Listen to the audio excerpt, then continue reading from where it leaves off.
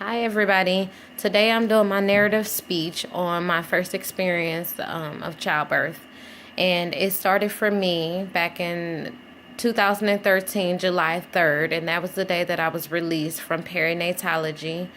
I had been following perinatology because I was marked as a high-risk pregnancy during my first trimester. So about my third trimester, I was 37 weeks. I was released from perinatology.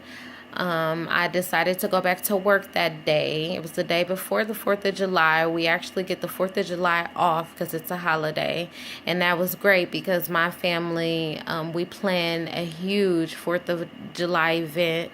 It's a block party. We have food, drinks, live DJ, fireworks, everything. It's just an event you don't want to miss, and I didn't want to miss it. And so I was able to attend that event. It was awesome. The DJ played my favorite song, which was The Wobble.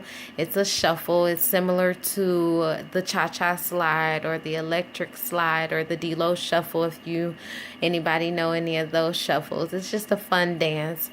And so I enjoyed the night doing the wobble. The next day, my job that I work for, it's a residency program, a family medicine clinic, and they graduate every year. So the graduation date happened to be July 5th. So I was excited to attend that event as well. Now, in the last 4 years that I've been at this job, we've never had a dance floor or a DJ at the graduation. Well, this year we did. And the DJ happened to play my favorite song, The Wobble. So again, the next day I found myself wobbling all night, enjoying life, and it was awesome. And so I felt pretty good. The next day, however, when I woke up, I experienced some headache, dizziness, a little nausea. And so I contacted my doctor after I noticed I had swelling in my lower extremities. I just needed some medical advice. She advised that I go to the ER for monitoring. So I went to the ER for monitoring as I expected, and then they found that I had high blood pressure. So they kept me a little longer than I expected. And I'm contacting everybody. No one's answering. My fiance, my mom. So I was kind of panicking, but I just prayed and I thought I'd be okay.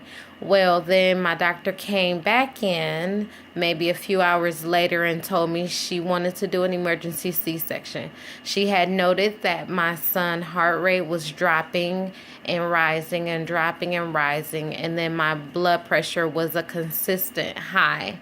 So she wanted to do an emergency C-section. By this time, my fiance had made it. My mom had made it. I was a happy camper at that point. Happy, sad, many different emotions. If you're a parent, you know exactly how I was feeling. Anyways, they did the emergency C-section. Whatever medication they gave me prior to doing the C-section, it totally had me throwing up the entire time. The entire C-section, I vomited, I cried, and I vomited. And I remember feeling a lot of tugging, a lot of pulling, and I remember having a lot of negative thoughts like, oh my gosh, they're going to pull a baby out of me. I have to be mature now. I'm going to be taking a baby home, or maybe I won't be taking a baby home. If I live through it, I will. A lot of negative thoughts. So that just stressed me out even more. And I cried and I threw up. Anyhow, I heard my son's cry. It wiped all of those emotions away. I felt amazing when I seen him. He was just a little tiny little peanut that I have been seeing over the last 9 months. So on Sunday, July 7th, 2013, I gave birth to a 5-pound, 6-ounce baby boy, very healthy. I was very blessed. All those emotions that I experienced, I learned that, it only added more stress, and it wasn't worth it at the end of the day. I was happy to say that I was a proud mother, and then I live today to even tell the tale, so I'm even happier to share that experience with you. So thank you very much for listening and watching. Have a blessed day.